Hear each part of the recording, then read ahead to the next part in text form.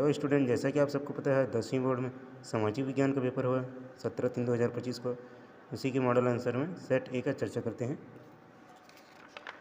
सबसे पहले है प्रश्न 1, सही विकल्प चुन के लिखना है। इसमें पहला प्रश्न है, इनमें से कौन नवीकरणीय संसाधन है? तो ऑप्शन 2 सही हो जाएगा, ज्वारीय ऊर्जा।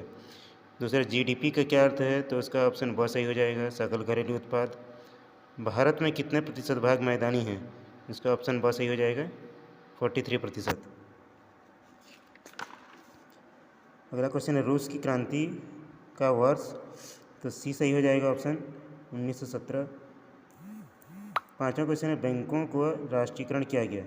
तो ऑप्शन स सही है, 1969 में। फिर प्रश्न 1 के खंड ब में आ जाइए, उचित संबंध जोड़ने में। सबसे पहला है लेबर पार्टी, इसका द सही हो जाएगा, इंग्लैंड। दूसरा, वयस्क मताधिकार, सबको पता है 18 वर्ष। और तीसरा, चलचित्र, इसका ब सही हो जाएगा, लुमियर बंधु। चौथा, मूल्य वृद्धि में सहायक, इसका हो जाएगा ऑप्शन ई, जमाखोरी। फिर पांचवा, अफ्रीकी देश, एक ही ऑप्शन बचा है, नाइजीरिया।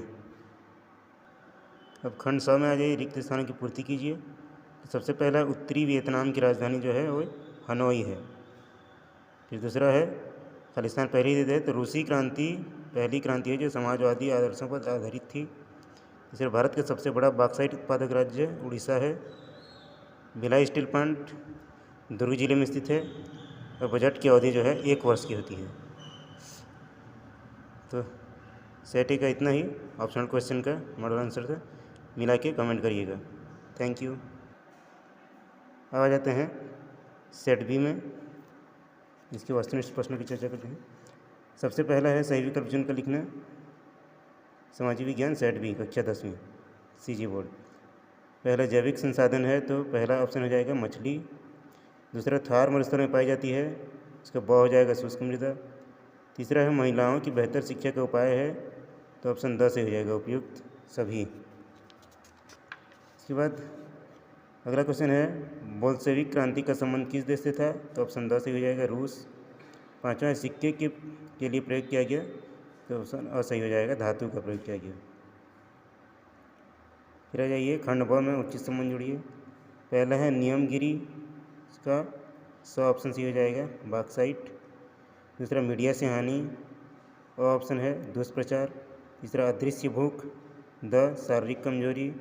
चौथा, मोटा अनाज, ऑप्शन ई सही है, शुष्क भाग। और पांचवा है बजट का उद्देश्य, एक ही ऑप्शन बचा है, ऑप्शन ब आर्थिक विकास। अब खंड 100 में आ जाइए, रिक्त स्थान की पूर्ति कीजिए। तो खालिस्तान पहले देते हैं तो इंडोनेशिया है, इंडोनेशिया द्वीपों का देश कहलाता है। फिर भारत कब आज़ाद हुए? तो सबको ही जानते हैं, 1947 में। भारत में आर्थिक उदारीकरण की शुरुआत 1991 में हुई। चूना पत्थर जो है अलौह खनिज है, एक खनिज होता है लौह, एक अलौह, तो ये अलौह खनिज है। फिर पांचवा है, सिनेमा घर में चलचित्र देखने पर लगने वाला कर जो है मनोरंजन कर है। इसको मिला के कमेंट बॉक्स में बताइएगा। Thank you. अब सेट सी के मॉडल आंसर की चर्चा करते हैं, वस्तुनिष्ठ प्रश्न की। प्रश्न 1 का खंड अ है, सही विकल्प चुन कर लिखना।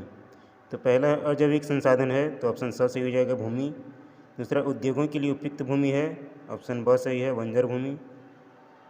तीसरा, 2011 की जनसंख्या के अनुसार साक्षरता दर, तो ऑप्शन द सही हो जाएगा, 74.04%।